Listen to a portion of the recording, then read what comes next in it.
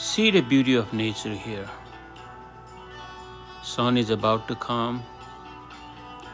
The airplane is flying in the sky. You can see underneath the buildings, the farm.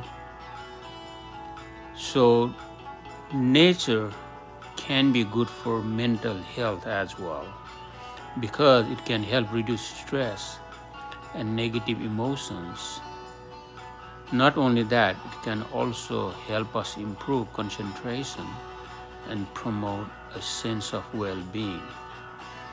Besides, when we get connected with nature, it can help in many areas of mental health, such as it releases serotonin, increases vitamin D, it regulates sleep, it reduces sensory overload,